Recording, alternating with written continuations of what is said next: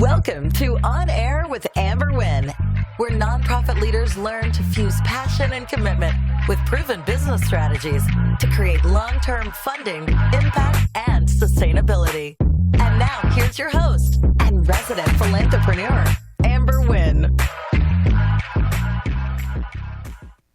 Good morning, fam. It's your girl, Amber Wynn. And today I am I'm feeling kind of heavy, so this topic is going to be just slightly different than most topics. Today, I want to talk about us creating the community we want to see, specifically about us doing a better job of sharing resources within our community. You know, I have been in a whole bunch of these groups and chats and hearing a lot of complaints about how funders aren't doing this and how funders aren't doing that. And having been on the funder side, I will say to you, it's not easy. There are always more applicants than there is money to give away. But I think it's important for us to get grounded in reality. And the reality is, if we shared resources, then the brunt of our need would need to come from the funders. What do I mean by that? And listen to me. I have done it all. I have emptied the trash can. I have developed programs. I've been an executive director, a grant writer. I've been a reviewer, sat on boards, and I've also been a funder. So I'm not talking out the side of my neck when I have this conversation. We have the ability to create the community we want to be, right? If I have information that I can share with nonprofits that's going to make their lives a whole lot easier, why don't I? Yes, in some instances we are competitors, but in a bigger, broader sense of the word, we are community. And so this episode, I want to dive deep in how we can do better to support each other. When we come back, that's what we're going to take on, creating the community we want to be. Most founders don't realize that there are more applicants than there is money. This fact impacts a nonprofit's fundability. Nonprofit founders should administer research on their competitors, determine if their community is oversaturated, and identify their competitive advantage before they start a nonprofit. Check out How to Validate Your Nonprofit Idea, a step-by-step guide on how to administer the research you need to validate your idea before spending hundreds of hours and thousands of dollars, only to struggle to fund it. Get your copy today. Welcome back. You're on air with Amber Wynn, and today I am talking about us in the nonprofit sector creating the community we want to see. There's that, saying, I think it's by Gandhi, create the world you want to see. And I am putting out the call today for us in the nonprofit sector to stop this crabs in a barrel, holding on to information and holding on to resources. I am asking you as nonprofit leaders to do a better job to intentionally and actively do what you can to support other nonprofit leaders, because funders aren't going to do it. They're going to do what it is that they're required to do. We know that. If that were not the case, then these donor-advised funds would give out more than 5%, right? So I am here to say we all can make our community, the nonprofit sector, a better community just by sharing resources. I have people say to me all the time, Amber, you give away so much information. Like, you probably could make so much more money if you charge for all of the information that you give out. Listen to me. Information is free. What you're paying for is my time. Now, it took me a couple of years to figure that out. But if money was not an issue, I would just give away all the information, right? But I have a mortgage to pay. And so what you pay for is my time, but it's not the information that you're paying for. And I think if we all came into our community focusing on what we can give versus what we can get, it would all work itself out. I give out quite a bit of information because my focus is on strengthening communities. I can't be at all places at one time. So if I help the most amazing people on the planet, which are you, my executive directors and nonprofit leaders, if I help you strengthen your nonprofit, guess what my contribution is? I am helping to strengthen your community. I want all of us to think like that. If I'm an executive director and I just found out about this resource, I am going to tell as many nonprofit leaders about it as I can. I'm not going to hoard that information. I'm not going to say, well, if other people get access to the resource, it's going to go away. That's not how we function, people. In order for us to do what we're put here to do, and as nonprofits, you're put here to support your community. That means that the people who are at the head of these nonprofits need support as well, right? So if you are talking to an individual and they're like, oh, I'm looking for a grant writer, and you have a quality grant writer, tell them about that grant writer. First of all, as we already know, there's so many shiesty grant writers out there just taking people for their money. If you know someone who is credible, have integrity, have good outcomes, share that information. Number one, you're helping that grant writer. They got a mortgage to pay. So if you refer them, then you're helping them. Number two, now you're helping this other nonprofit to get resources, right? That's what we want to be in community. That's what we want to be. We want to share resources with each other. If you know somebody who is struggling to find quality staff, right? Then you can say to them, listen, you need to go to this community college, talk to this professor. What they do is they blah, blah, blah, blah, blah. If you know somebody who's struggling to find a board member, let them know you want to go to this place. This is where I got, really good board members from. This is how we strengthen our community. This is how we create the community we want to see. We all work in silos, right? You don't have enough time. You don't have enough staff. You don't have enough support. But the information that you have, the information that you've secured that's helped you go to the next level, share that with your community. It is the only way that we are going to elevate. We're going to move from this place of struggle and poverty. When we share resources, we elevate our community. And that's what I'm calling on every nonprofit leader listening to this episode today to do. If you have resources, share them with your community. Share them on Instagram, share them on Facebook, share them on LinkedIn. And this is how it goes. Hey fam, or whatever you refer your community. Hey fam, found this amazing resource, thought I would share with the community. I do that on Instagram all the time. Hey, there's this, proposal, boom, right? Hey, if you're looking for a virtual assistant, boom. Hey, there's funding from the government that will cover, preparing your 990s, boom. Whatever resource, I don't care if you think it'll help. If you don't know, I don't know. 9 times out of 10, when I'm sharing stuff on social media, I don't know who it's for. Inevitably, somebody will be like, Amber, thank you for sharing that resource. Guess what? I think I shared one, America's Got Talent. They needed people to, sit in their audience, and they paid like $40 a head or something like that. I had 3 agencies say, we made $1,000, for a 4-hour taping, and then people got to see the show and it was amazing. I didn't know who that was for. I just know that it was an opportunity and I shared it. So I am going to encourage us, nonprofit leaders, funders come across information all the time. Share it with your potential grantees. Share it with your community. I'm going to encourage consultants. We come across information all the time. Share it with the community. This is the only way that we are really going to help strengthen each other. By making sure that we remove the struggle, because the struggle is real. I've been an executive director trying to find resources when you are writing grants and running programs and, making sure that the compliance, it is a challenge. So when people share that information, you're like, yes, that's exactly what I needed. I want you to be a blessing to another one of your colleagues. It may not even be anyone that you know. The other thing that does is it shows the outside world that we are not competing.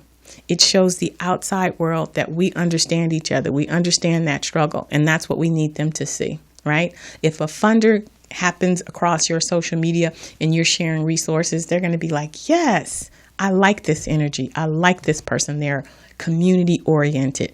It's not just about the people that you serve. It's about the people in our sector. So I try to practice this. Whenever I get information, whenever I get resources, I shoot it out. And this is for whoever. And if no one can use it, that's fine, right? But 9 times out of 10, there's always somebody out there who could use the resource. So I just had to get that off my chest today. Thank you for listening to me. And if this resonates with you, if you're a person who hoards information, I just want you to shift. I want you to think, what would I like for me? I would like for somebody to give me information. And I have people say to me all the time, I asked this person and they're like, oh, well, I don't know. That's on that person. We're not going to create that type of community. We're going to continue to share our resources and we're going to continue to give, right? If you go to my website, I have tons of free resources for you. I've got Amber's 10 must-have resources. Those are some amazing free resources. I've got a 90-day calendar. If you're not sure about how to, create a nonprofit, let's just say you're thinking about it and you're like, oh my gosh, there's so much information out there. Yes, I have my 90-day course, but if you don't have the financial means to purchase the course, on my website, I have a 90-day calendar. And week by week, it shows you what you need to do to build out a successful nonprofit. If you have the wherewithal to do it, you can build out your nonprofit all on your own. I also have a free dashboard. The dashboard is like a 30,000-foot view of what you should have to be a viable nonprofit. It talks about organizational development. It talks about staff development, infrastructure. It talks about funding so that you at least know what you're supposed to be doing. You're not making it up as you go along. So I have tons of free resources on my website, but for the rest of you, you can have a section on your website where you just put out free resources. Together, we can create the community we want to see. So that is my charge for today. Please think about where you are, think about where you want to be, and then know that there are other nonprofits in the same spot that you're in. If you've struggled and you found some resources, just share them. It's going to make the load a whole lot lighter for your colleagues out there. And if you do have, the finances to invest in taking your organization to the next level, I got you. 90 Days to a Profitable Nonprofit is the roadmap for building out a successful nonprofit. Let's take a look. Are you struggling to fund your programs? Can't get a grant to save your life? Most consultants will share the what of how to start a nonprofit or how to fundraise. They may even share the why, but they don't share the how because that's where they make their money. Now, I'm not hating, I'm a businesswoman too, but I've been where you are, trying to make the world a better place, struggling to keep the doors open, up to the wee hours of the night, writing grants and doing whatever needed to be done. And because I've walked in your shoes, I'm not here to make you spin your wheels, waste your time or your hard-earned money. We ain't got time for that. The world needs you. I'm here to show you how to transform that pit you keep dumping your hard-earned money into a profitable nonprofit. I take my 30 years of nonprofit experience as a founder, executive director, program developer, grant writer, and funder, giving out over $7 million annually in grants, and I save you literally thousands of dollars and hundreds of hours. I walk you through setting up your nonprofit organization so that you can be generating enough revenue to cover your monthly expenses in just 90 days. How would that feel? Not paying bills from your personal bank account. I share my insider secrets, tips, tricks of the trade, and provide you with a step-by-step roadmap on how to turn your bootstrap organization into a profitable nonprofit. Within 6 months, you could be generating enough revenue to pay your salary or fully fund your programs. The choice is yours. But you have to get the blueprint. And it took me 3 years to develop it, but it's here, and it's going to change your life. Join my other successful clients who are just like you, full of passion and determination, but they had no idea all that it takes to run and fund a successful nonprofit. Now they're winning grants and drawing a salary, and they know what it is that they're supposed to be doing to run a successful nonprofit. They're no longer making it up as they go. They have the roadmap, and they're clear about next steps. And I want that for you too. So what do you get in this course? You'll walk away with knowledge, products, processes, and systems. Not just a bunch of promises, but exactly what you need to turn your organization into a profitable nonprofit. I promise, you don't need grants. What you need is a solid infrastructure. And this course is going to give you all of that and more. And what's more, it comes with a money-back guarantee. So go ahead, click the link below to register for this course. Welcome back to On Air with Amber Wynn. Today we are talking about creating the community we want to see. And now it's time in the episode where you get to ask me your pressing questions. It's called Ask Amber. Today's question comes from Martin. Martin is from San Pedro. I was recently asked to post a campaign poster for a candidate in my window. I believe in this candidate and what they stand for. I also plan on hosting a fundraising event for them, but a board member said they didn't think I could do this. Is this true? So public charities are not allowed to campaign for candidates or participate in bipartisan politics. As a public charity, you are there to serve the public good. And there are very few rules that the IRS says a public charity can and cannot do. This is one of them. They are specific about public charities not campaigning for candidates. You are able to administer advocacy and provide nonpartisan information on a topic. So let's just say you are hosting a Get Out the Vote campaign. What you're doing is you're encouraging everybody to vote. The difference in bipartisan and nonpartisan is you don't get to tell them who to vote for. So if you put this person's paraphernalia in your window, basically you're saying, I'm supporting this candidate. You can't do that. People say, well, what if we put, 2 or 3 candidates? What I would recommend is that you talk about voting and not specifically about a specific candidate. Now, what you can do is you can host an event where you invite the candidates to come and speak about how they're going to impact the community. So if you like this particular candidate, Martin, invite him and the people who are also running for the position so everybody gets to hear what each one of the candidates have to say about specific topics. But no, do not just have that one person, that one candidate, because it could put your tax-exempt status in jeopardy, because it then means that you are participating in politics and campaigning.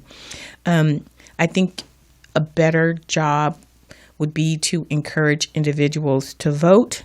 Just be very, very specific that you're not promoting a candidate or a topic. Give both sides.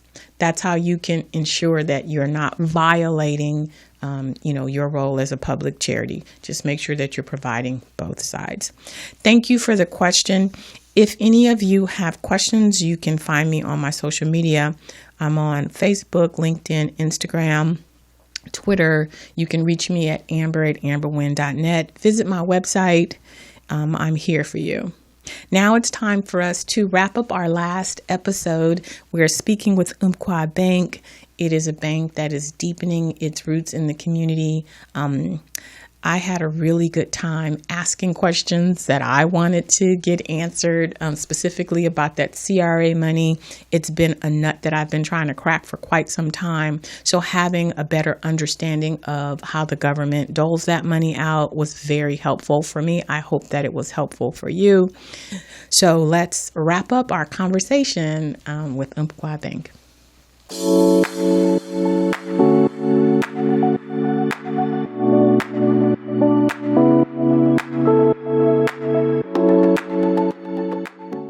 Some of the things that kind of bubbles at the top would be things that are in that financial literacy space.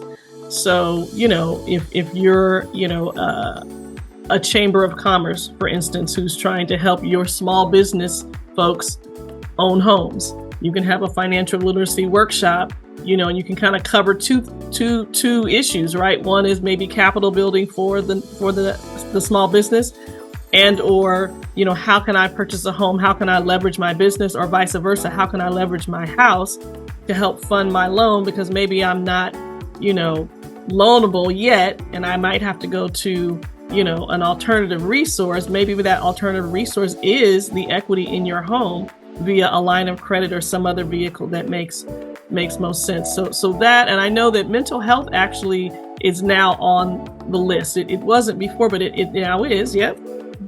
Give that some snaps. And these times are hard right now. They just are, right? You're right. True that. Yeah. So financial literacy, financial education, mental health, economic development, workforce development. Certainly affordable housing is kind of way up there. I'm actually just thinking about some of the events that I've requested, sponsorship from the Queen so that we can go. Yeah. And sometimes I have to come to the call, and then other times I go to, our social impact to see if they can kind of help us out, because, sometimes it certainly takes a joint effort to support some of the activities and community engagement opportunities that we'd like to support in various markets.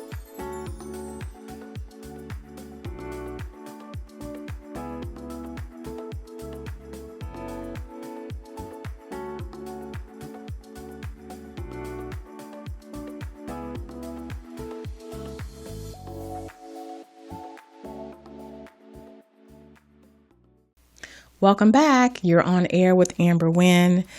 And that was the last conversation that we had with Umpqua Bank. If you want to hear the full interview, you can check it out. It's on my YouTube channel. If you're interested in some of the resources that they have, be sure to reach out. I'm trying to provide you with things that is going to help to take you to the next level. So that's what they're there for. Ladies and gentlemen, go get your resources. So as we wrap up, the topic was, let's create the community we want to see.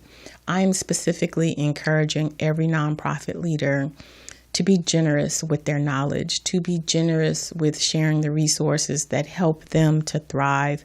None of us deserves to struggle. None of us deserves to spin in this, wheel of poverty.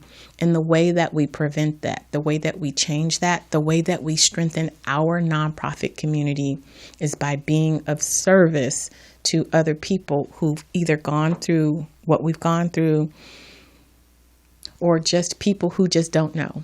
So I stand in the space of giving as much information, accurate, let me qualify that, accurate information as possible.